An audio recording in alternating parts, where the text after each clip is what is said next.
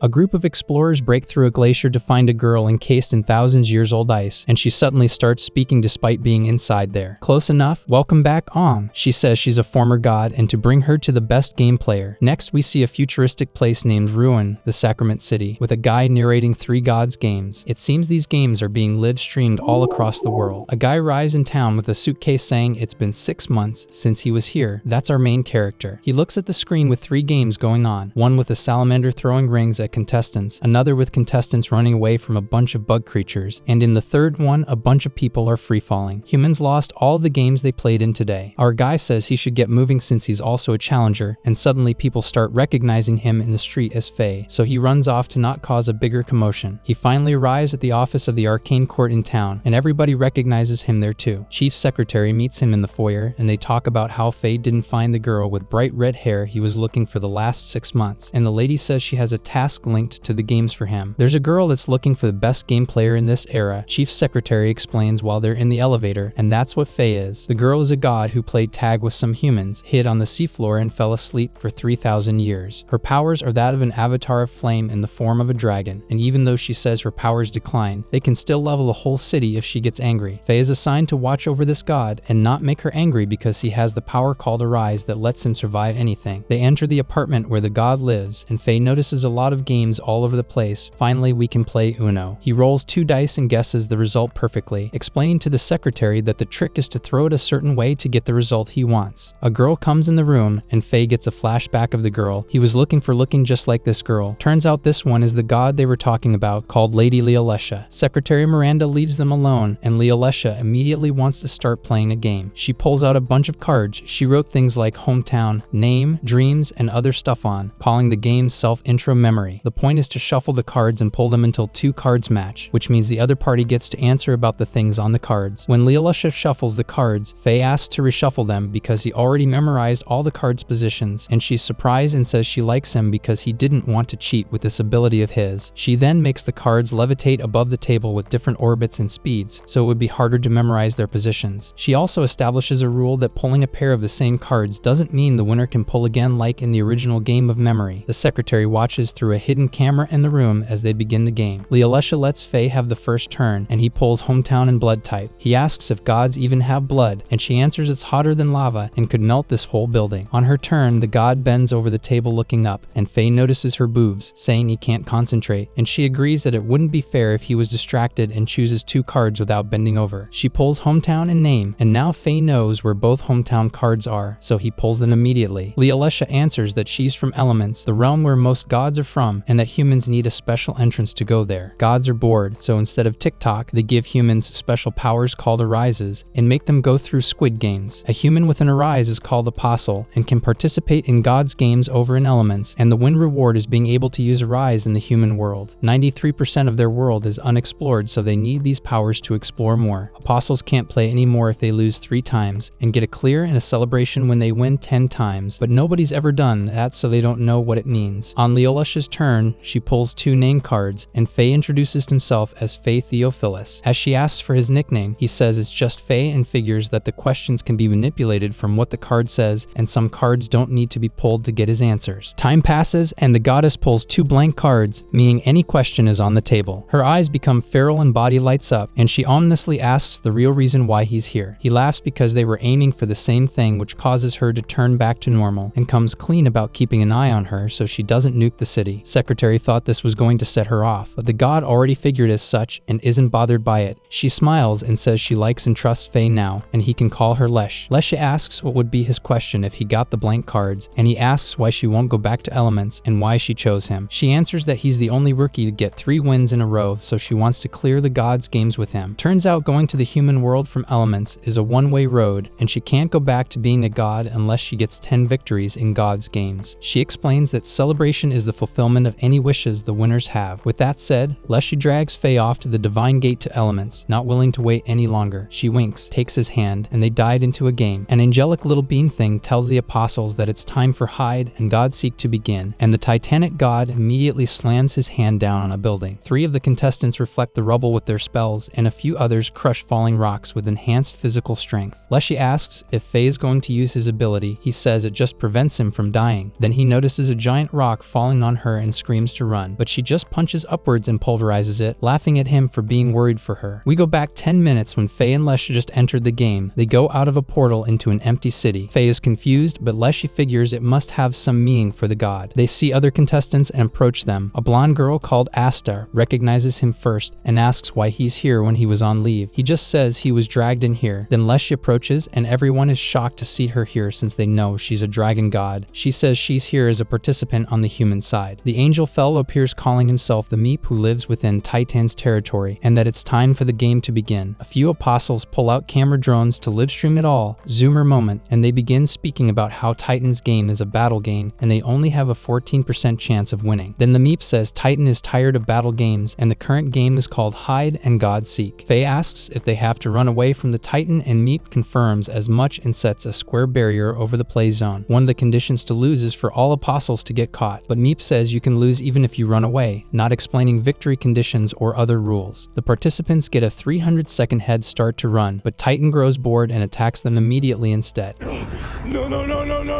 Apostles run away in a group, but the Titan is fast. They decide to split and the group with Faye and Leshy decides to take a breather near one of the buildings. A guy suggests to Asta that they hide inside buildings, but as she crosses the road towards an entrance to one, Faye tells her to stop because Titan knows where they are and can easily crush them. The Titan notices Asta and slams his foot on her. She doesn't get a game over but suddenly turns red halfway. Suddenly she starts attacking other apostles with her spells against her will, and Faye figures that one of the hidden rules is that defeated apostles turn over Titan's side. She blasts 3 people down with her magic and Titan attacks one guy, but all of them turn red. Faye and Leshy run away to not get caught too. As the half-red Asta runs after them, Faye figures something out. They manage to sneak up behind her, put a trash can over her and touch her lower half, and from this she turns normal again. Titan screams and crushes a building, and Leshy says that he's happy that Faye understood his game. Then the big guy runs after them. As they run, they're talking about what the win conditions for this game could be, and as they brainstorm, Lesh smiles and says they get each other perfectly, and she likes that he's playing the game for real and not just running. When Faye answers that this game is thrilling, she says that this is what makes gods happy. Faye gets a flashback to the girl he's looking for saying games are meant to be fun, then says he wants to win. They encounter the other 15 other players already caught and half-red chasing them and run into a department store. As they go through a walkway to a different building, Lesh looks behind and stomps her foot, causing the whole walkway to collapse, giving them some time to strategize. As Lesh says it would be good to get some more people back since they all flipped to Titan's side. Faye suddenly understands the rules of the game. When he says this is a combination of 3 games, she figures it out too, and they immediately decide to split up. Lesh runs outside as Faye runs up to the rooftop. Lesh then jumps out of the window like she's Joker from Persona 5 or something. As Faye ascends by the way of the outside staircase, he sees Titan destroying more buildings and prays both he and Lesh make it in time. When Faye gets to the rooftop, Titan appears right before him to finish him off, then punches down, destroying the whole building and tagging Faye. Lesh sees it from afar and smiles, running faster. Suddenly Faye speaks up, unfazed because his arise called "May Your God" triggered, cleansing him. He figured out that the game was also inspired by Reversi, and the city block is a game board and the game ends once all the players get flipped to one side. The one hope they had to win is a chain, which is what happened to the earlier players who got attacked by Asta and went red despite not being touched by the god. When they stood between red Asta and Titan, they also turned red, so now Asta blows all the red players into a wall in between her and Lesh. They touch players on both sides and turn them back to normal. The human side wins with 10-9, and Titan holds out his big Yoi hand to Faye. This is the first human victory in 35 days, so the secretary says the ratings were off the charts. She also tells Faye that he and Lesha were a great team, and he agrees. Secretary mentions how before this Lesha was playing all alone since nobody stood a chance against her, and that reminds Faye of his own lonely childhood before the girl he seeks came by. When he goes back to Lesh's place, she's rewatching their game for the 5th time thinking of what they could have done better, then turns the recording off and asks Faye what his wish for the gods would be when he wins 10 games in a row. He admits that his wish is to find the person he played games with when he was a child, but she disappeared and he doesn't know anything about her, just that he called her sis and that she has vermilion-colored hair just like Lesh. He wonders if they're somehow related, but Leshy laughs and says she's been stuck in a glacier for 3,000 years, but hopes that his wish comes true anyway and they'll be a team from now on. They do a high five, Faye thinking that it must be fate that he met someone who looks like Sis. Leshy formally announces that she's teaming up with Faye to the secretary and is about to leave, but Miranda stops her saying they would need more people. When Faye asks how many exactly, secretary gets mad because they came to her as she was about to sleep after her night shift. After schooling them for a while, she finally answers that it's better to have a about 10 people in a team for a better chance of winning. So now Lesh and Faye have to find some apostles who would join them or form alliances with other teams. Later on, they go to a rest area to scout people who would approach the clerk handling various inquiries at the booth nearby, and while waiting, Faye contacts a few teams he knows of. The first team he contacts is Blaze, and they'd be happy for him to join, but as soon as he mentions Lesh, the team leader hangs up. When Faye calls again and asks what this is about, the team leader answers that she kicked some of the apostles' butts for cussing out God's games, so now they're scared. Lesh gets flustered and says she forgot to hold back. Then the team leader says he's bummed out about this too because she's cute, though her boobs could be bigger. Lesh immediately shatters the glass she was holding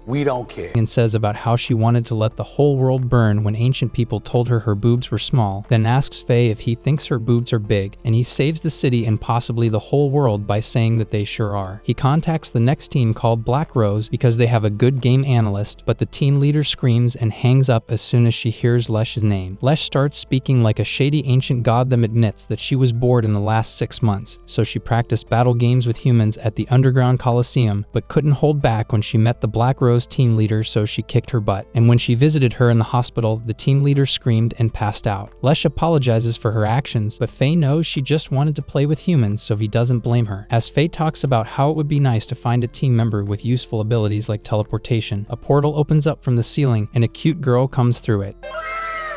They approach the girl, but at the same time she says to the clerk that she's retiring. Lesh burns the resignation letter the girl was about to give to the clerk, and she shouts at her, but then noticed who they are and gets astonished. They try to get her to join them and she refuses. Then Faye pulls the secret move of treating her to a parfait and she agrees immediately. As she eats the parfait, she introduces herself as Pearl Diamond, which is also the best Pokemon generation, and says she has 1 win and 1 loss under her belt. Delighted by the taste of the treat, she calls her teleporting ability the Wandering. As she stuffs herself, Faye looks through some of the public info on her loss, and when he looks up, she already ate 35 parfaits. He asks if that loss is what pushed her to retire, and she answers that it is. Her team played a game where they had to defend the captain, and she panicked and swapped places with the captain by teleportation powers when she was attacked. By using this ability called Shift Change, they lost that game. That loss caused a teammate to retire, and now she hates herself. Lesh says they won't be mad at her even if they lose a game, and it's fine to make mistakes, and holds out her hand, but Pearl refuses and teleports away from them, just like all girls when they notice you near them.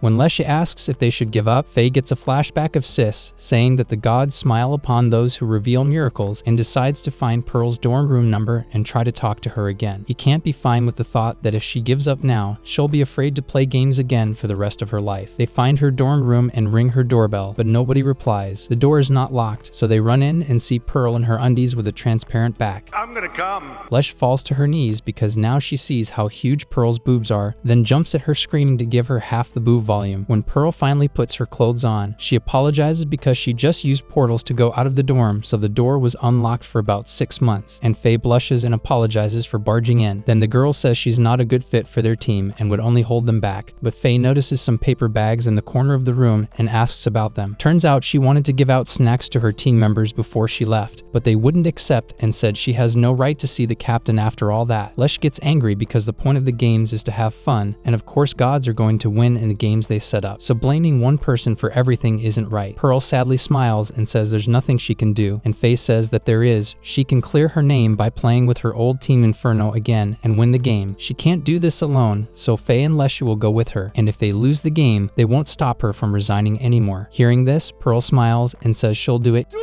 even if she isn't worthy of it. The time comes and Pearl is so flustered standing in front of the gate near her old team that she says she can't do this after all. Secretary says she broke some rules by telling them when Inferno would be going in, and makes Pearl even more nervous by saying the whole world will be watching, and Lesh calms her down a bit by just telling her to have some fun with the game. She's still anxious, but they manage to get her to enter the gate. They all find themselves free-falling with a huge dragon god diving in and out of the clouds below them. They recognize him as Ouroboros, a god who has never lost a game yet. Faye asks Pearl if she can teleport them down, but she answers that her teleport range is just 30 meters. Then Leshy slows their fall with her god powers. They then get hit by one of Ouroboros' horns and plop down on his body. When they approach Team Inferno, the team members throw angry glances at Pearl, but Faye encourages her a bit and introduces himself to them. Captain of Inferno introduces himself as Orvin and says to Pearl it's been a while. Seems that 4 people in their team already lost, one of them falling into the clouds and being caught by one of the huge whales called Leviathans floating floating around. Everyone's down for going up against a god who never lost, but Orvin gives them a pep talk. A sad Meep appears near Faye, and he picks it up like a cat, asking for rules. All they have to do is to make the god say a certain word, but the word is secret and changes every game. They look around while Orvin says that according to their research, there's usually a hint on the dragon's head, but suddenly electricity starts crackling around them. Meep says this is a trap, and they won't be able to get out unless they figure out the word. Everyone starts throwing out random words related to the game. Then Meep says they already said the secret word before. They panic because the electricity is getting closer. Then Faye says ouch, and it stops. Looks like that's the secret word. They leave and go down the dragon's back while talking about how to make him say ouch. Faye tries stomping on him, but just hurts his leg. Apostles from Inferno try concentrating all their attacks on one point, but that fails as well. Then Leshy tries to use all her strength, but it does nothing to the dragon while some apostles get blown off down into the clouds and lose. She apologizes profusely, and the team captain says he can't reject an apology from a former god. Suddenly, Meep speaks up saying it forgot to talk about the hidden rules. Bruh. The first rule is that if you do a specific action, something will happen, and the second rule is that if you trigger rule 1, you can momentarily do another action. Damn, that's confusing. Pearl panics because Leviathans are close and runs up to Faye, rubbing her boobs against him, which causes Lesh to get really angry, ranting about how Faye is just like other guys, and even in ancient times, it was said that a woman's bosom can overpower even the magic of the gods. Then she pulls Pearl away from Faye, saying if she keeps on whining, her ex-teammates will think she hasn't changed at all, and Pearl resolves to try harder. They run to the tail of the god and notice a few white scales near giant horns. Pearl jumps to conclusions like you when a girl is being nice to you and thinks they found a weak point. Faye senses something wrong and tells her to run after hitting it. She gets hyped up and hits the white scales, causing one of the horns to glow bright pink, then shoot out a laser which bounces off the scales, attacking everywhere. A lot of the players get wiped out instantly, tanking Pearl's confidence again. Faye pats her shoulder saying if she didn't do it, he would have tried it because it's important to test theories out, so nobody should blame her for this. Orvin called this a trap, but Faye thinks it's a clue, surmising that the first hidden rule is that if you attack Ouroboros' tail, it will retaliate. Then Faye sits down to think long and hard about what the second hidden rule could be. Some Inferno members want to give up, but can't, because some of their members will lose 3 times and retire if they do. They all start ganging up on Pearl, blaming her for losing 6 months ago, otherwise they could have given up now. Lesh gets angry and starts aura farming. Yeah, we see the fit, saying that if they're not having fun, she'd be happy to help them return to the real world. When a guy tries to put the blame on Pearl again, Leshy loses her aura because they're too pathetic and ruining the fun of the game. Another guy says there's no way anyone could be having fun with this game, but Leshy looks at Faye and says there's at least one human here enjoying the game. At this time, Faye figures something out. He stands up and says he's going to make the dragon mad one more time, telling Lesh to go all out on the white scales. She hits them full force,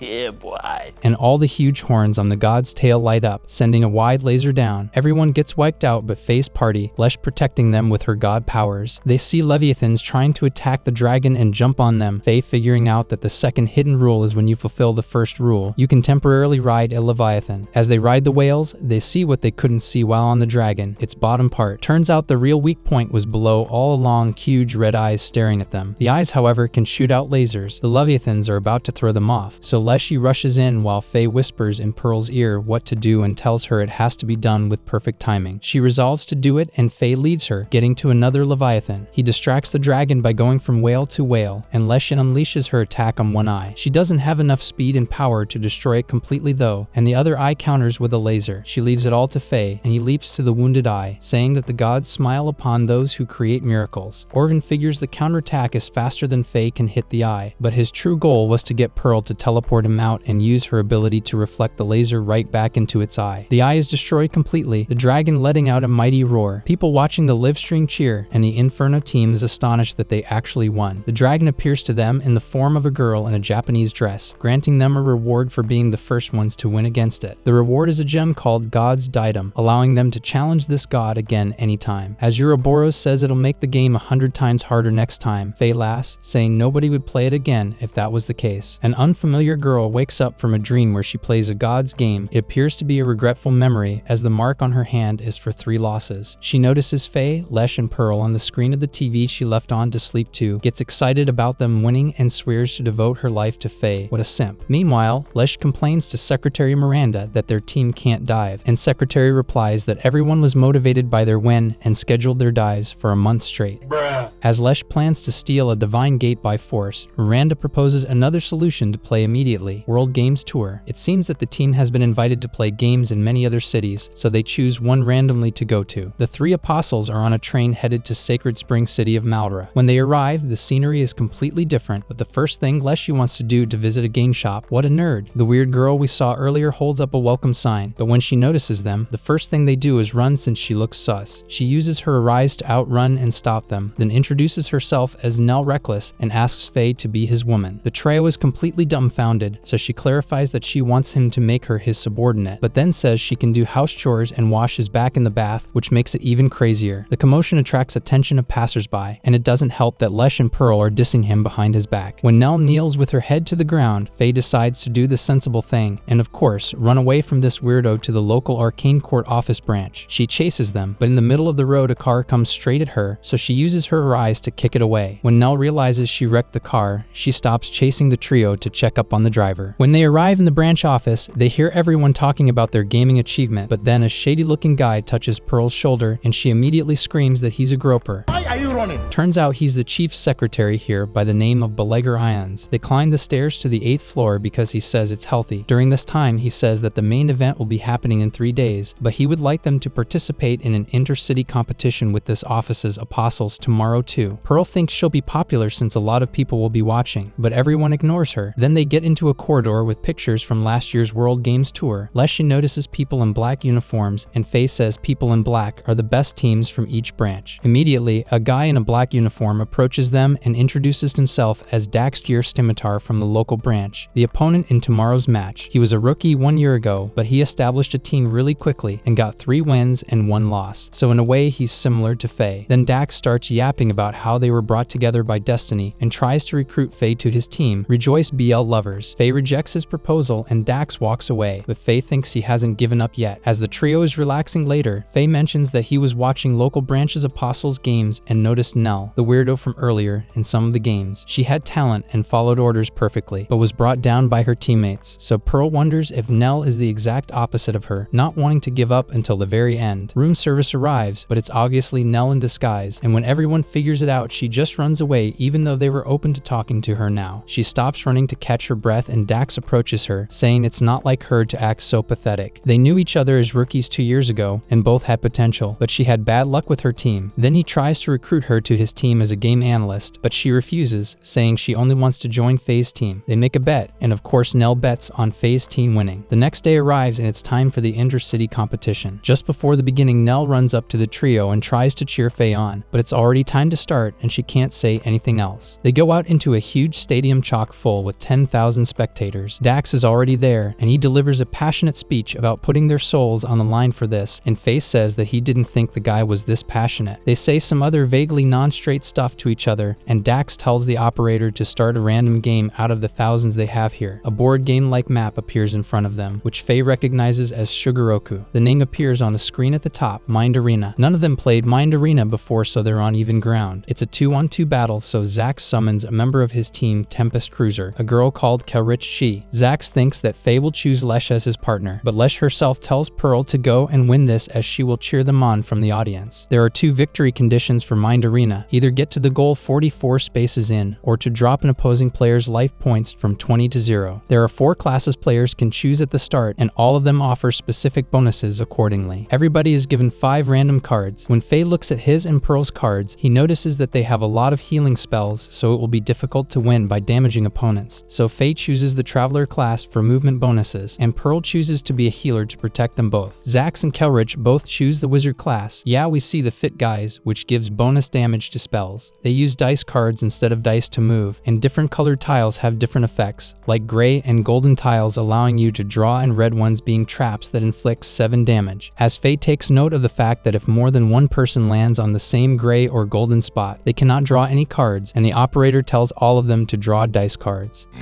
It's time to Faye and Zax land on the same spot as they both draw 6, Kelrich and Pearl somewhat behind them. Faye goes first and does not use his traveler ability to go to the next square in order to hinder Zax from drawing a card. Then Faye asks if allies can trade cards, and the operator answers that they can't, but there are some card effects that can switch their hands. Zax moves next and immediately activates a barrier card called Burning Rhythm, which enhances damage done to all players by 1. It's Pearl's turn to move and she holds onto her cards, but when it is Kelrich's turn, she casts Twin Bolt to do damage to both Faye and Pearl. This deals a good bit of damage to both of them with all the effects in play, and they start to sweat. But next she activates a barrier that deals damage to players every time they use a card in their hand. Phase 2 begins, and Faye and Pearl look boned already. Everyone draws their dice cards, and Pearl activates a high-speed spell she calls Pearl Fire to deal damage to Dax. It's just a bit cringe because that's not what it's called. She thought of the name herself. Dax's turn is next. He's impressed with what Pearl did, so he calls his attack Dax Thunder even though it's a blizzard spell. Pearl's health gets down to 8, but then Kelrich uses Crash of the Heavens, which self-inflicts damage in exchange for dealing the same amount to the opponent, so Pearl's health gets down to 1. Pearl uses a quick spell to heal herself, but Dax immediately casts a counter to nullify it and get her health down to 0. When all hope is almost lost, Faye casts a quick healing spell to save her and keep her in the game, even if he gets damaged by Chains of Malice. In fact, he uses a spell triggered by taking damage to hurt Dax's health by 5 points, then heals both him and Pearl a bit more. Pearl's turn arrives, and she moves and heals herself some more, so now she won't die from an audience member's fart. Phase 3 begins, and Dax is determined to end the game this turn. Everyone is shocked when the dice cards are revealed because Dax will step onto a trap tile, but it's Pearl's turn first. She casts a Pearl Barrier to protect her from 1 spell, and now it's Faye's turn. He draws 2 cards and preserves his hand. Kelrich notices this and says that regardless of this, winners and losers have been decided already. She casts a damage spell to get rid of the barrier, but then suddenly casts a spell that allows all the players to draw or throw away cards until they have 4 in hand. Then she sets a time spell and ends her turn, so we get to Dax. He steps on the trap spot and uses a spell to transfer all the damage to Pearl, which would defeat her, but Faye saves her by having the damage with a spell. This action allows Dax to catch him off guard and cast a counterspell that will seal Faye's actions until the end of the turn. Kelrich reveals that her time spell will deal damage based on how many cards Pearl has drawn, which is why she made her do it earlier, and the damage is twice her health points. Pearl shouts that she's not dead weight to Faye and Lesha and casts a spell that would give her an extra turn in exchange for her getting hit with 20 damage points at the end of it. First off, she casts a spell to heal herself to 11 life points, then targets Dax with a damaging spell, but he heals enough to stay in the game. She then throws out another Pearl Fire, but Kelrich heals both him and herself. Pearl's last attack is about to defeat Dax, but he transfers all the damage he was about to get to Kelrich with 1 more card. Pearl apologizes for not being able to win on her own, and Faye answers that they win anyway, and she's the best partner he could ask for, which confuses their rivals. Then Pearl uses her last card, Encore, to recall a card Faye put into storage earlier, and the card turns out to be Heartache, the effect of which is deflecting the damage she's about to receive onto Dax. Faye says that they were planning to end the game by dealing damage, but had too many healing cards on hand, so they had to outsmart Dax and Kelrich to do that. Impressed, Dax says that he underestimated Pearl. When they're back in their uniforms, Dax delivers another fruity speech about a fate of rivalry between him and Faye, but ultimately, they're all happy to play a fun game together. Leshy is well on her way to buying out a few game shops in Malra completely with her limitless credit card, while Pearl is doing the same with local food, so you could say the girls are having fun before their big game. Suddenly, both Lesh and Faye get approached by a bunch of fans wanting their autographs and photos with them. Pearl does not get approached, so she gets depressed and intends to go buy more food. When they're done with all the fans, Leshy approaches Faye and says she wants an autograph too, but somewhere she can always have it instead of just on a piece of paper. Faye ends up signing the back of the ribbon, and she's really happy about that. Suddenly, Pearl comes back and thinks these two are sus, and we see Nell watching it all from behind a bush wistfully. A crowd of fangirls passes by the trio, and when they look where the fangirls went, they see Dax. Pearl recognizes this as Dax's lunch, a recurring live stream of Dax eating lunch that gets so many views it brings in twice more money than an apostle's salary. Kelrich talks to them while passing by gas up Dax as the perfect man, then walks away to join the fangirls in front of the lunch place. Faye finally says something to Nell, and they reveal he knew she was there the whole time. She's really bad at this. Nell approaches them and begs to be Faye's analyst or maid, but he flat out refuses, asking her if that's what she really wants. She's confused as to what he means, but he just says where they're meeting for the big game tomorrow. The day finally arrives, and in front of the Divine Gate Chief Secretary, Belegar says they assigned 12 more people from the local branch to help with the game. Nell is nearby, still confused as to what's going on, but determined to support them with everything she has. The trio finally dives in the game. They find themselves in a desert with unbearable heat. Dax calls out, welcoming them alongside Kelrich, and leads them to the rest of the team. All the other members of the team are made up of Camilla and members of her team Dark Angel. When Dax says everyone is here, a pyramid with an altar at the top rises out of the ground a great distance away. A weird meep appears and gives everyone a flower. All the flowers are unopened buds, and the meep explains that their inside colors reflect their importance to the game. There's one sunflower, one poison flower, and the rest are sandflowers on the team. The goal of the game is to either reach the altar and offer the sunflower on it, or steal the god's sunflower. God and his servants will try to prevent you from reaching the altar, and will try to steal your sunflower, and the servants appeared to be giant cats. However, if a team steals a poison flower from another team, the team that stole it will be stunned for 5 seconds, and the location of their sunflower will be revealed. Additionally, if a team member lets go of their flower for even a second, they'll be disqualified immediately, which could be a strategy to take out God's servants too. As Faye reviews the team's abilities, he's surprised to find out Kelrich has a superhuman ability, since she seemed like the type to have a magical one initially. Camilla gives him data for her team members' abilities, so now he has to make choices on how to distribute flowers. Camilla is shocked that Dax completely trusts Faye to make this decision, but he's doing this because he lost the bet with Nell. Faye finally redistributes the flowers, but when Camilla asks who has the sunflower, Faye decides to keep it secret from even the allies to throw God and his servants off their game. The Meep sees that everybody's ready and calls his god, Matma II. The god lands near the altar and will be the final obstacle to the game, but the only thing Pearl wants to ask him if there is Matma I, and the god replies via telepathy that there isn't. The game begins, and both Faye and Lesh announce that they have the sunflower. Meanwhile, in another part of Elements, Ouroboros is bored and angry that Faye didn't come to play with her again, so she changes her human form into modern clothes and sets out to look for him. Outside the game, Belegar and Nell theorize that Faye and Lesh either have the sun and poison flower, or they're both lying. In the game, everyone finally starts running towards the pyramid. The god summons exactly 1667 cat golems to chase them for a fair and balanced game, and Kelrich runs forward faster than everyone else even without her rise. Faye and the others notice that the cats are getting faster and will soon outrun them, but Lesh suddenly calls out for Kelrich to evade. A wizard cat summons a sandstorm that she just barely evaded. Turns out being too fast is punished too. One of the team members gets caught by the cat golems behind them. Another apostle attacks with a punch, but it has no effect on the cat. A few cat golems attack Camilla, but she uses her Arise Frostbite to deal with them. Dax helps out with his Dax Hurricane ability. Yes, he named it after himself. And yes, it sounds kind of cool still. A cat attacks Pearl, but instead of defeating her, he rips her clothing off her chest, revealing a cute pink bra. Very important information. Kelrich comes to the rescue saying she doesn't like pervy cats and punches it away with her Aura Drive ability. While that's going on, a few more apostles are defeated. Suddenly, Faye screams to get down, unless she punches the ground so hard that it fractures, creating a big hole which some of the cats fall into. They run away farther, now seeing an oasis. And when cats get close again, Leshy does the ground fracture thing again, only this time it doesn't work and the cats just jump over it. They try to attack cats with magic, but some of them have magic shields now to negate it. Camilla gets pinned down by a bunch of cats, and as a desperate measure, she uses Frostbite to freeze a lot of them in place. Only 5 players remain in the game. The wizard cat appears again as they ran too far away and summons another sandstorm. Dax gets caught up in it, so Pearl uses the Wandering to create a portal for him to escape, but the sand takes him as he reaches for the portal with his flower in hand. Kelrich gets angry and stays behind to hold the cat golems off since she only has a sandflower, and surprisingly Leshy joins her. Outside the game, Camilla reports to Belegar, and Dax joins the group. Nell remembers a moment in the story where they made a wager, and it was that if Dax won that game, she would have joined his team as an analyst, but if Faye won, she would have made Dax do something. What she made Dax do in the end is do everything in his power to help Faye's team win. Faye and Pearl finally make it to the pyramid. As they start going up, cat golems jump them and sees Faye, so he throws his flower to her, and she runs up as fast as she can. The god still stands near the top of the stairs, so she uses the Wandering to teleport, not to the top, but above the god so she can break his staff and take his flower inside it. When she picks up the flower, it turns out to be a poison one, so she gets stunned. The god gets the flowers from Pearl and opens them up, and to everybody's surprise, both the flowers she had turned out to be sandflowers. The god, confused, looks to Lesh and Kelrich in the distance, but they don't have it either. Suddenly, Faye appears with the sunflower, saying he had 2 of them because Dax managed to get his flower through the Wandering before being defeated. The god tries to summon his cat army to deal with him, but suddenly gets stunned because Lesh had the poison flower, and she purposefully got caught by a cat golem in that moment. Kelrich appears near Faye and uses her ability to blast Faye off into the altar, but is jealous of Dax being so close to him, so she uses extra power on Faye which he feels in his bones. They get a group victory, getting the sunflower as an epic loot drop. Faye gets out of the game and talks to Nell, thanking her for making Dax cooperate. Nell admits that she'd love to participate in the games once more, and Faye claims that he can make it happen. The group with Belager contacts Miranda to ask for permission to challenge a god known as Bookmaker. His gimmick is that when you win against him, one of your losses gets erased instead of getting a win, and Faye plans to wager one of his wins to let Nell play. Miranda doesn't like that idea since Faye has 6 wins and is relatively close to getting 10 of them, but Pearl says they can wager one of her wins instead. Lesh chimes in, saying that gods smile upon those who create miracles, and Nell is worthy of it, and Miranda finally gives in and says she'll prepare for the dive once they get back to Ruin. Nell, thankful from the bottom of her heart, says she'll use just one win to defeat the Bookmaker. 96 hours later, we see Nell being about to lose to the Bookmaker, who appears to be a yellow-eyed version of Nell. Back in time, the party is going back to Ruin by train, and Nell is anxious about the showdown with the Bookmaker. Faye is just a chill guy who doesn't care if he loses one of his wins to Bookmaker, but Leshy puts a ton of pressure on Nell for canceling the World Games tour and hurrying back to Ruin without even realizing it, which causes Nell to faint. Upon returning to Ruin, they visit Chief Secretary Miranda, and she praises everyone on Faye's team for a job well done. Nell gives her a present of Malra buns, like Miranda doesn't have a whole bakery going on back there. Chief Secretary schedules the Bookmaker game the day after tomorrow, so Nell will be spending her nights in the women's dorms of the Ruin branch. Pearl and Nell are having a bit of a welcome celebration while Lesh lies down on the really comfortable bed Pearl got with a ton of money. The bed is so comfy Lesh immediately falls asleep. Pearl says it'll be nice to work hard with someone who's not a gamer genius like Lesh and Faye, and Nell gets emotional and spills her drink while grabbing Pearl's hand and wholeheartedly agreeing. Pearl is trying to be nice, so she offers to take a bath together to clean off the juice that got spilled everywhere. Lesh immediately gets up and leaves after making an excuse. Nell gets all awooga over Pearl's melons in the bath, calling them divine peaks while calling herself an endless plane. It's not that bad, girl. Pearl retaliates, saying that Nell's charm point is her thighs, helping her regain confidence. The day arrives, and they stand in front of the Bookmaker's gate. The god does not allow live streaming in their game, so it will just be a one-on-one match while only the rest of the team watches. They enter the game, and all they see is a black space with a single casino table under a light. A yellow-eyed Nell appears, explaining that this place is the manifestation of whoever will play the game. The god calls themselves Grimoire, Bookmaker being one of their many names. Faye confirms that this game will restore Nell's losses, and unexpectedly bets 3 of his wins to completely erase her losses up to this point. Nell, now doubly anxious, asks what game they will be playing, and Bookmaker replies that it's just going to be poker. Surprised, Nell sits at the table, and from now on, there will be help or support from the rest of the team. They both have 5 coins to wager in this game, and the cards are drawn. Nell has a pair of 5s, so she discards 3 to get something better, so does the god. The result is 2 pairs, and Nell wagers 1 coin on this hand. Bookmaker immediately bets all 5 of their coins, forcing Nell to accept the raise or fold, and Nell folds to keep the game going, losing 2 of her coins. The second game is worse, and Nell doesn't even get a pair, so she discards everything but the ace. Bookmaker only draws 1 card, and Nell bets 1 coin. The god raises by 1 coin at once. Nell chickens out and folds again. Turns out the god bluffed and didn't even have a pair. Bookmaker says she expected this because Nell doesn't actually want to win. She just doesn't want to lose and null phase 3 wins. This pressure does not allow her to risk it. The final game comes, and Nell cannot fold anymore. The hand could potentially be a straight, so she only discards 1 card, and Bookmaker immediately sees through her, saying that gods only smile upon those who create miracles, but Nell just wants a miracle to happen and turn the tables. Nell draws, and of course she doesn't get what she needs. Meanwhile, the god has a 3 of a kind. Nell faints from the pressure, and Faye's wins go back down to 3. Suddenly, Faye says it all went according to plan and challenges the Bookmaker with his 3 remaining wins to erase Nell's losses again, declaring victory before the god even accepts. Bookmaker decides on the game and the surrounding shatter, revealing the Casino of the Gods as the backdrop, with the game being the 3 cheats, where Faye has to figure out the cheats the god uses against him in games. Bookmaker's elements changes form based on the person who challenges them, and this is the first time the god's casino appeared. The god analyzes them and they're arise completely, but couldn't get enough info for Faye. They did transform into a pretty lady, so that's good. The 3 games in which the god will cheat are coin flip, poker, and old maid. Bookmaker promises to use only 1 kind of cheat and even tells what it is to the rest of the team, to which Lesha laughs and Pearl says he'll see through it for sure. Bookmaker asks Faye's team to be dealers for all the games, and Nell gets to flip the coin. She does it with her foot and kicks it once more when Faye calls heads or tails for fairness. When the coin is in the air, Faye calls heads. Nell kicks it again, and when it lands, it's tails. Faye wants to go straight to the next game now, and it's time for poker, with the dealer being Lesh. They only get 1 game with no coins being bet, and Faye gets a 2 pair with one of them being a pair of aces. Unexpectedly, Faye changes out all the cards trying to see through the trick and gets 1 pair. The god, however, gets a straight flush. It's time for the old maid, and this time Pearl is the dealer, predictably messing up and the cards flying everywhere from being too nervous. When she finally calms down, Faye gets 27 cards and Bookmaker gets 26. As the game goes on, the god offers Pearl to stand behind them to see if any cheating is going on, which Pearl takes, but she doesn't see any blatant cheating. Next, she picks one of Faye's cards. It turns out to be the Joker, and he's surprised because he thought the god wouldn't take it. After a few more rounds, Faye has the advantage, but pulls the Joker again and figures out that must be the effect of her cheating. Bookmaker wins, but Faye wants to play one more round of Old Maid, saying that this time he will win. The game goes on again, and when they're down to their last cards, Bookmaker pulls the Joker again. She says that even in this situation he won't win, but he picks the right card from her and wins the game. Bookmaker is surprised, and Faye explains that this was a game of 4 versus 1, but Faye was the one instead of Bookmaker. The game of Old Maid tipped him off when Pearl dealt him 27 cards in both the games, putting him at a disadvantage, and he figured it out when he remembered Pearl was standing behind Bookmaker the whole time. Since the god analyzed their arises as soon as they came in, she asked them to cheat and chose appropriate dealers to cheat for each game. Pearl's shift changed to change out the cards the god wanted Faye to pick, Lesh just being really good at cheating at poker, and Nell's arise, moment reversal, to control the flip of the coin. When Bookmaker asks how he won that last game of Old Maid, he says that he remembered that Pearl's shift change only lasts 3 minutes from the last time she touched the cards, so he dragged the time out a bit so she couldn't do it, and the god got cocky and didn't shuffle the cards after getting the Joker before the end. Bookmaker is impressed and admits their defeat, immediately canceling out all the losses Nell had. After that, the god asks what Faye meant by everything going according to plan, and Faye explains that he wanted everyone on the team to have an equal amount of wins, so all of them could get 10 wins together. Bookmaker smiles and sends them away, asking them to come play with her again sometime. When they all arrive to tell Chief Secretary Miranda that they did it, everyone's in an uproar. It seems that there's a god forcing apostles all around the world to play a game called Labyrinth of No Return, where if they get defeated, instead of going back to reality, they start the game all over again. A squad has been assembled to find a way to win the game or rescue the 200 people trapped there, and Faye's team is part of it. There is a save item somewhere in the game that will allow people to go back to the real world, but nobody has been able to find it yet. Miranda apologizes for putting this on them right after Bookmaker, but Faye smiles, saying he's just going to play a game with a god like he always does. When they go into the game, the first thing they have to do is to pick out a difficulty level, and there are 2 options: always merciful and player must die. Our true game reviewers will spot the fact that these are rather different difficulties. Pearl and Nell pick the easy one, but Lesh and Faye pick the difficult one for the whole team, saying that the difficulty might affect the ending they get and that the save item might not spawn in the easier difficulty. Zeros appear over their heads. They appear in a beautiful green landscape with apple orchards nearby. Pearl says not to let their guard down, but immediately folds on seeing the apple trees, excited about the opportunity for a picnic. As the airhead steps forward to grab an apple, it magnetizes to her goofy face and immediately cows her. As Pearl responds, Faye figures that this is going to take a while. Meanwhile, Bookmaker is bored and alone again, but Ouroboros suddenly bursts into the scene and asks where Faye and the rest of the team is. Faye's team proceeds through the location. Another apple attacks Pearl and she dodges, but then the apple launches off the ground and shoots up in Pearl's back, this being the 10th respawn by apple they've had to endure. They proceed past the apple trees and stumble upon a huge hole in the ground, though Lesh says there's no danger in it. They finally arrive at the mansion they saw in the distance, and a meek greets them, saying they completed the tutorial. This is where the real labyrinth starts and where they will respawn after dying. Meep also says that if they die, all the bosses they defeated and traps they conquered will be reset, and introduces a crafting system where crafting 2 items will make a stronger one, but you can only have 2 items at a time. The numbers that appear above their heads are a completion percentage. We have to do all the side quests now, boys and girls. The little Meep also shares the lore, and the lore is that a god who loved building labyrinths died in the dungeon because nobody came to play, just like when a group plays D&D once and never again. With that, Faye's team begins exploring the dungeon. They encounter cute furballs Pearl calls Puffy Puffs. They're harmless and give the group wooden boards, which they craft shields for everyone out of. Next, they encounter a shiny puff, but when Pearl tries to catch it, it grows big and obliterates everyone with fire breathing. They respawn and encounter it again. Leshy proposes taking a brown puff hostage to make the shiny one admit defeat, but instead of that, Nell just counters the flames right back at the shiny puff, destroying him. They get a key that looks like a sword as a drop, but when Nell tries to proceed, an apple appears out of nowhere and unalives her, earning them another respawn. Nell gets on her knees screaming apologies. Faye thinks a bit and says that they shouldn't blame anyone and that they're gonna have to make a lot of mistakes anyway to achieve a flawless run. Camilla's team is in another part of the dungeon, dealing with a Gorgon-type monster that you can't look at while Pearl crafts a mirror shield with the team in some other place. If only there was a trading mechanic panic like an M&O. Faye has crafted an alarm clock and Leshy has a reveal. Both of these items wake up sleeping monsters. Nell crafted a simple umbrella. Suddenly, they encounter Team Blaze and Ashlan, the team leader they contacted way back. They exchange information and set up a spot they can meet up in when they respawn, and Ashlan informs them that there's a door they couldn't open and they have a shield key which is not enough to do anything. Nell points to the sword key they got earlier, and they combine them to get something called the key to the execution site, which is not ominous at all. They finally open the locked door, but at first glance, there's nothing and no one inside. Lesh says she feels a presence in the room, and Nell hears faint breathing. Looks like there's a sleeping monster in the room, so they wake it up with Faye's alarm and Lesh's reveal. An attack rains down from the ceiling and destroys everyone. The other team makes magic deflecting shields for everyone, but that doesn't work and they get respawned again. Nell tries to deflect the attack with her Arise next, but can't deflect everything, and they end up being obliterated anyway. Eventually, Faye realizes that the trick is to take an umbrella to shield them from the attack raining down. They do it and it finally works, but now they have to fight the boss. The boss appears and the players try to hit it with their best attacks, but every attack only does 1 damage. The boss's health is revealed to be 2.5 million points. This is gonna take a while. Suddenly, the boss uses Earth Shatter, which attacks everything on land, so everyone jumps to evade, but since the boss is also on the ground, it also hits him for decent damage. They go into a loop of attacking, provoking the boss to use Earth Shatter, then jumping until it's 1 hit away from being defeated. But one of Ashlan's team drops on the ground and can't jump anymore, so Nell kicks away the paw of the boss before he can attack, then finishes it off by kicking him in the face. The boss disappears, leaving behind an item called the Bell of Revival, and Pearl and Nell pick it up thinking it would be a player revival item, but it revives the boss instead. As everyone is in low spirits, Ouroboros bursts through the ceiling, happy that she found Faye. She reversed her loss when she went to the bookmaker and wants to play with Faye. The boss is about to attack, but she punches and defeats him instantly. A save item finally appears after Ouroboros one-shots the sleeping lion. Ashlan is happy about being able to return to the real world now. Ouroboros drops a truth bomb that the game will not end in any case. Faye realizes that, as Neep said earlier, the god is the final boss and they're dead, so it would be impossible to defeat them. Then he tells Ashlan to return and brief Chief Secretary Miranda on the situation, while Faye's team scouts ahead to see if it's possible to proceed. Everyone's on board with this decision. As an ominous aura descends upon the dungeon, Meep appears and gives Ouroboros a yellow card for one-shotting the boss instead of playing the game normally. It also says the game has now entered labyrinth mode. Pearl thinks it means the game is going to get even more difficult, but Meep explains that it's just a slight change in dungeon atmosphere and some new monster types. They set off to explore the dungeon once more, and Ouroboros follows them around like an excited puppy. Guess she's on the team now. She invites them to play her new game, but says she's too popular and has been booked for 50 years in advance, but everyone knows the truth. As the team keeps on exploring, they stumble upon a yellow button, and of course Ouroboros presses it, causing a pepper spray attack right into Pearl's eyes. Nell tells everyone to be quiet, and there's a bell sound coming closer to them. It turns out to be a little witch enemy, which Pearl calls Harumph Fairy. Pearl wants to do things to the little cute witch, but she gets scared and runs away. Instead, a zombie puff approaches them and pukes all over Nell's chest. They run away and stumble upon a locked treasure room, and an angel with a name I'm not even gonna attempt to pronounce appears and says he can fulfill one wish from them. Pearl asks him for the key to the door, but as he's about to fulfill the wish, he notices they're dirtier than your kitchen sink and exterminates everyone, unwilling to tolerate unclean people. They respawn with Ouroboros in tow, and she's really happy to be a part of Faye's team. Resolving to speak up to the treasure room without being found out by any monsters, they proceed when Nell notices the sound of a waterfall not too far off. They find a room that appears to be like an outside space with a waterfall and a little pond. Behind the waterfall, there's a treasure chest with, yes, you got it right, swimsuits and supplies for a beach day. They exit the area, unsure what to do, and proceed to the treasure room again, but Pearl gets caught in a trap again and gets hit in the head by an apple, this time rotten. It doesn't respawn them since it didn't hit hard, but the rotten apple chunks on Pearl's head get them obliterated by the angel in front of the treasure room again. Third time's the charm, and this time they proceed without getting dirty. But when they ask the angel for help again, he obliterates them because they were tainted in a past life. Fair and balanced. The girls figure something out and tell Faye to go ahead, and the oblivious man does so. When all of them reach the treasure room, the angel finally says none of them are tainted and opens the room for them. Turns out the girls had themselves a mini beach episode without Faye to clean themselves from their past encounters. Faye isn't even mad. I guess all he wants in his life is to play games after all. They finally enter the treasure room and get the treasury key, raising the cap on the items they can carry and allowing them to not lose any items upon respawning. Okay, Gilgamesh. The Meep appears and tells them the last boss is about to appear, activating a pitfall, sending them straight down into darkness. In the outside world, Kelrich and Dax are are preparing to dive into the same game as the secondary rescue team. Dax is happy to see Faye again in the least straight way possible, as usual. Faye's team and Ouroboros arrive at a coliseum that looks to be where the final boss battle will be. There is a note from the gods saying they couldn't take it anymore since nobody conquered this game, and Faye figures that since everything in this dungeon dies and revives, you would have to revive the god to fight them. They use the Bell of Revival, but that's not enough, and Faye realizes that they'll need to achieve full completion rate and fully conquer the game to trigger the boss fight. Then they decide to exchange information with all the players they can find to do that quicker. When Ashland returns, Faye's team is already collecting items in full force, and they have even drawn a full map of the labyrinth with the objectives they need to achieve. Pearl and Nell happily run into the room, saying they managed to cleanse the puffs in the waterfall and are granted passage to Valley of the Puffs, where they were given a crest that turns all puffs to friendly mobs. All the other apostle teams work hard to unlock all the secret events they need to as well. While exploring, Nell finds a hidden door with secret treasure and something that looks like a mech. When Nell grabs a ruby to show Faye, Ouroboros interjects, saying that the stone she gave them for completing the game is way prettier, but the mech in the room comes to life and interrupts her, calling itself Sphinx. It does a transformation sequence into a Gundam, but Ouroboros one-shots it for interrupting her. Meep appears and shows a red card to Ouroboros, throwing her out of the game, and the god tells them to clear the game and come back quickly before disappearing. They hit 99.9% of completion, but can't find the last gimmick until Pearl runs into the room excitedly. Faye follows her to a secret exit, which leads them to an outside shrine and 5 dice, which must all be rolled into one. This is like your natural charisma rolls, viewer. Faye thinks this is gonna take a while, but Dax appears out of nowhere, cleans up the dice because they're dirty and rolls a 1 on all of them immediately, calling this move Dax Dice. A mirror appears that allows a team to negate a defeat only once, and Dax, satisfied with helping them, leaves to rescue other trapped players. What a helpful guy. However, everyone is confused because their completion percentage is still not full. Faye realized that they still haven't checked out one thing that's outside the labyrinth, the giant hole they saw at the start. When they jump in the hole, they finally reach 100% completion, and the hole turns out to be a shortcut to the final boss. Pearl rings the Bell of Revival, and the pyramid in the center of the room finally lights up, revealing the god who made this game, Anubis. As she laughs merrily, we see people all over the world watching the live stream of Faye's team. Anubis uses 100 Beast Summon and spawns multiple copies of the bosses that were previously in the dungeon. She tells a sleeping lion to use his special attack, and Faye's team all equip umbrellas in time, but the attack defeats all the other summon bosses too, making Anubis look rather unintelligent. Faye points at her and says that her weakness is that she's a dunce, making her angry. Pearl uses a rocket launcher item that defeats any boss in one hit, but that doesn't work on Anubis. Next, she summons 100 golden puffs and starts chanting the long spell God Eraser that will instantly kill the party, but Faye's team has the puff crest, so they don't have to deal with all that, and they go right for Anubis. She cheats and takes off the chant time from the spell, casting it immediately, but the mirror they got at the shrine cancels out their defeat and breaks. Next, she uses a spell that instantly kills everyone on land, so the team jumps, and right after that she uses a spell that instantly kills everyone in the air, so they have to duck. She then launches God Eraser one more time and cheats again by locking out all items from the party, so they cannot escape, but Nell does the insane thing of countering the attack with her Arise, blowing it up in Anubis' face. Even that doesn't kill her, as she says she'll blow the Colosseum away with her next attack. Faye takes the wounded Nell, and the team tries to escape the Colosseum, but Anubis summons some more bosses again to block their escape. Lesh punches the bosses away while Pearl activates the Wandering to escape the attack, and they avoid total destruction successfully. When they teleport back into the now ruined Colosseum, they find Anubis floating down on the ground, finally satisfied. Puffs surround her as she praises Faye's team for fully completing the game, admitting that they won. She gives Faye a key that summons items from the labyrinth as a drop from winning the game and disappears, with people all over the world celebrating their win while watching the live stream. When Faye's team returns to the real world, all the apostles that have gathered do a standing ovation. That's right, everybody clapped. Lesh is already willing to go to the next game, and Ouroboros approaches Faye, tugging him towards her new game. Lesh's smiling face reminds him of the woman he played with in the past, filling him with motivation to play another game immediately. Determined, he walks towards the shining gate to elements yet again.